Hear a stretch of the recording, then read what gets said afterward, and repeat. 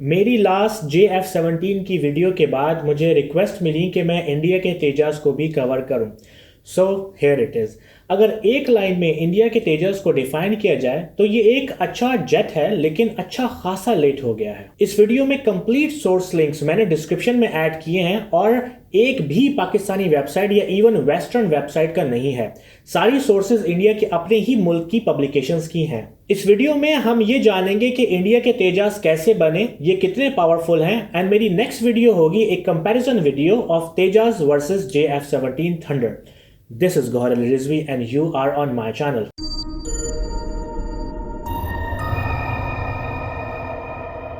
ये साल है 1983 का और दौर है फोर्थ जनरेशन जेट्स का। इंडिया प्लान कर रहा है अगले 10 से 20 साल आगे के बारे में और इंडिया को अंदाजा हुआ कि 1995 तक उसके 40% तक जेट्स आउट ऑफ सर्विस हो जाएंगे और MiG-21 की रिप्लेसमेंट की भी ज़रूरत है।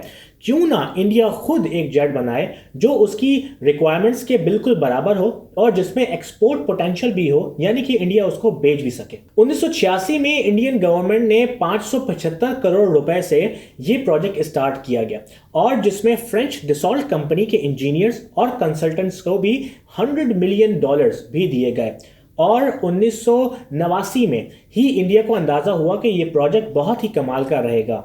अब आप जरा सोचें, 1989 में इंडिया ये चाहता है कि एक फोर्थ जनरेशन का जेट बनाए जो मॉडर्न डिजाइन का हो, जो air superiority and secondary ground attack के लिए इस्तेमाल किया जाए। इस जेट को light weight, tail less, multi role, multi mission capabilities भी दी जानी थी। यहाँ लाइट वेट का पॉइंट याद रखें क्योंकि आगे मैं इसको फिर से कोट करूंगा। इस जेट पे fly by wire, flight control system and pulse Doppler radar and turbofan engine भी प्लान किया गया। इन शॉर्ट, इंडिया ने पेपर पर इसकी स्पेसिफिकेशन बहुत ही कमाल रखी हुई थी। इंडिया इसको 2 फेजेस में बनाना चाह रहा था, फेज 1 एंड फेज 2। फेज 1 में इंडिया ने तकरीबन 2200 करोड़ इंडियन रुपए खर्च किए और 2 जेट्स बनाए, वो भी design and development and testing के लिए, जिनका नाम था TD1 एंड TD2। जिसके बाद 2 प्रोटोटाइप्स बने जिनका नाम था PV1 एंड 2, जिनको उड़ने में तकरीबन 8 साल लग गए। यानी कि इंडिया के पहले प्रोटोटाइप ने 2001 में उड़ान भरी और इंडिया ने पहला फेज 2004 में कंप्लीट किया। फेज 2 2001 में ही स्टार्ट हुआ और इस दौरान इंडिया चाहता था कि और प्रोटोटाइप्स बनाए, जिसमें उसने 3 और प्रोटोटाइप्स बनाए, PV3, 4 एंड 5। जिसके बाद प्लान था कि वो जेट बनेगा जो कि एयरफोर्स या नेवी में जाकर इंजेक्ट होगा, जिसमें इंडिया की कैपेसिटी एक साल में 8 जेट्स बनाने की थी। इन दोनों फेजेस की कॉस्ट इंडिया के लिए तकरीबन 8000 करोड़ रुपए तक पहुंच गई। HAL यानी हिंदुस्तान एरोनॉटिकल लिमिटेड, जिसने तेजास बनाए, उनके लिए 2005 एक अच्छा साल था क्योंकि 2005 में इंडियन एयरफोर्स ने 20 एयरक्राफ्ट का ऑर्डर दिया और 2007 में हमें इंडियन प्रोडक्शन नजर आई। जब टेस्ट फ्लाइट्स हुई तो जेट्स ने माक 1.1 की स्पीड डिस्प्ले की, यानी कि साउंड की स्पीड से तकरीबन 10% ज्यादा।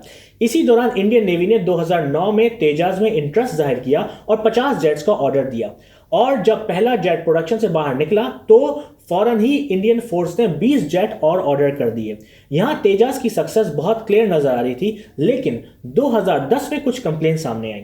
2010 में पाकिस्तान के पास ऑलरेडी JF-17 थंडर का वर्किंग मॉडल था जो कि माक 1.6 की स्पीड रखता था और दुनिया में जेट्स उससे भी ज्यादा स्पीड रखते थे और तेजास अपने पुराने प्लान के मुताबिक माक 1.1 की स्पीड रखता था।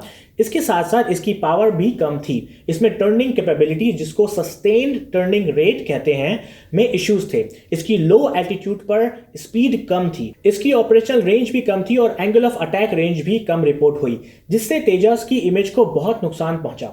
और ये सब पॉइंट तब सामने आया जब तेजास को फाइनल ऑपरेशन क्लियरेंस भी नहीं मिली थी, जबकि JF-17 की FOC 2003 में ही हो गई थी। यानी तेजास अभी तक पूरी तरह क्लियर भी नहीं किया गया था ऑपरेशंस के लिए।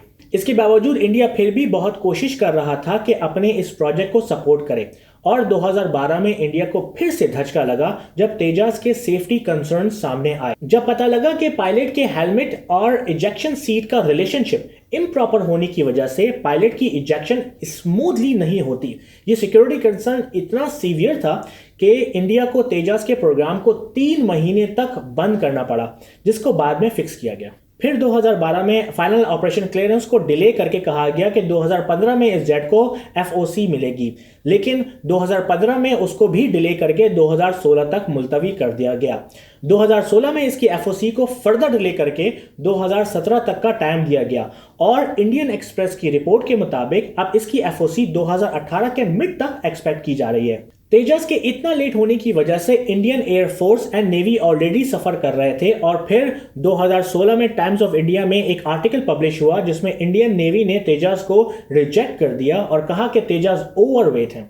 याद है कि वीडियो के शुरू में मैंने कहा था कि तेजस को लाइट वेट प्लान किया गया था, लेकिन तेजस इतने लेट हो गए थे कि उनका वो लाइट वेट अब हैवी कंसीडर किया जाता था।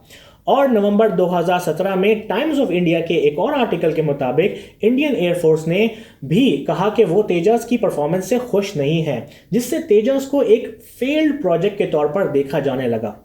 अभी भी India specially Hindustan aeronautical limited पुरुमीद है कि तेजस फ्यूचर में बेहतर परफॉर्मेंस दिखाएंगे। इंडिया स्टिल कांस्टेंट स्ट्रगल में है कि इस प्रोजेक्ट को जल्द अज जल्द इख्तिताम तक पहुंचाया जाए। इस पूरे प्रोजेक्ट के दौरान हमें HAL की बहुत स्ट्रगल नजर आती है, जिसने बहुत मेहनत करके अपने जेट्स को मैन्युफैक्चर करने और उन्हें प्रोडक्शन लाइन से बाहर लाने की बहुत कोशिश की, लेकिन शायद इनकी प्लानिंग या डेडलाइंस मीट ना होने की वजह से ये प्रोजेक्ट बहुत ही पीछे रह गया है। अगर ये जेट अपने इनिशियल प्लान किए गए टाइमलाइन से पूरा हो जाता तो शायद इंडिया इस वक्त अपना जेट एक्सपोर्ट भी कर रहा होता। इस वीडियो का मकसद कमेंट में इंडिया और पाकिस्तान की वॉर स्टार्ट करना नहीं है। बेहतर है कि इस वीडियो को स्पेशली तेजस को एक जेट के तौर पर ही जज किया जाए।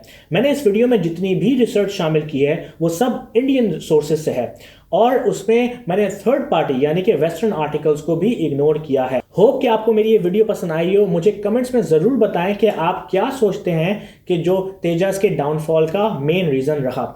मुझे यूट्यूब पर ज़रूर सब्सक्राइब करें और मेरी ये रिकमेंडेड वीडियो ज़रूर देखें जिसमें मैंने GF-17 थंडर को डिस्कस किया है।